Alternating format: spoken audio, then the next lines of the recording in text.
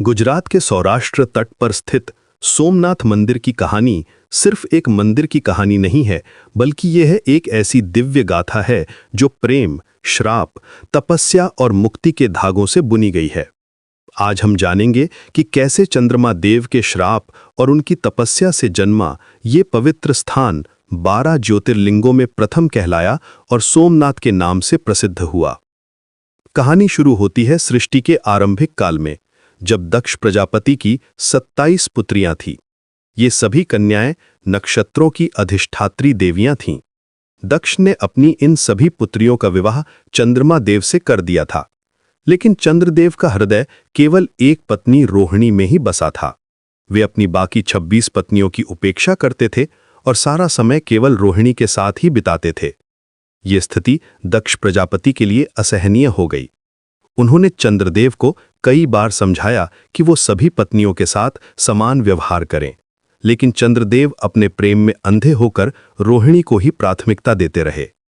अंततः क्रोधित होकर दक्ष प्रजापति ने चंद्रदेव को एक भयानक श्राप दिया।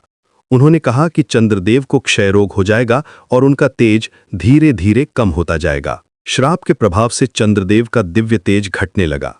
उनकी चांदनी मध्यम पड़ गई और वे दिन प्रतिदिन कमजोर होते गए। इस स्थिति से व्याकुल होकर चंद्रदेव ने ब्रह्मा जी से सलाह मांगी। ब्रह्मा जी ने उन्हें बताया कि दक्ष का श्राप बहुत शक्तिशाली है, लेकिन यदि वे भगवान शिव की कृपा प्राप्त कर लें तो इस श्राप से मुक्ति मिल सकती है।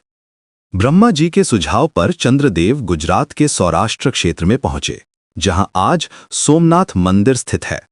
यहां उन्होंने भगवान शिव की घोर तपस्या शुरू की। हजारों वर्षों तक निरंतर तपस्या करते रहे, बिना अन्न जल के, केवल शिव के नाम का जाप करते हुए। उनकी तपस्या इतनी कठिन थी कि देवता भी चकित रह गए। अंततः चंद्रदेव की इस कठोर तपस्या से प्रसन्न होकर भगवान शिव प्रकट हुए। महादेव ने चंद्रदेव से कहा कि दक्ष का श्राप पूर्णतः समाप्त नहीं हो सकता, क्योंकि वह न्याय संगत था, लेकिन वे इसे आंशिक रूप से कम कर सकते हैं। भगवान शिव ने वरदान दिया कि चंद्रमा का तेज पूर्णिमा के दिन पूर्ण होगा और अमावस्या तक धीरे धीरे कम होता जाएगा, फिर वापस बढ़ना शुरू हो जाएगा। इस प्रकार चंद्रमा की कलाओं का चक्र निरंतर चलता रहेगा। चंद्रदेव की तपस्या से अत्यंत प्रसन्न होकर भगवान शिव ने उसी स्थान पर निवास करने का निर्णय लिया।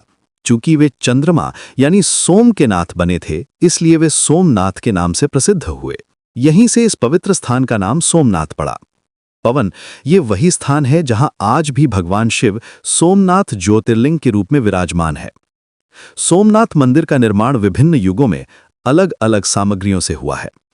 सतयुग में यह मंदिर सोने से निर्मित था, जो उस युग की पवित्रता और समृद्धि का प्रतीक था। त्रेता युग में इसका पुनर्निर्माण चांदी से हुआ, जो चांदनी के समान शुद्ध और दिव्य था। द्वापर युग में यह मंदिर लकड़ी से बना, जो प्रकृति के साथ तालमेल का प्रतीक था।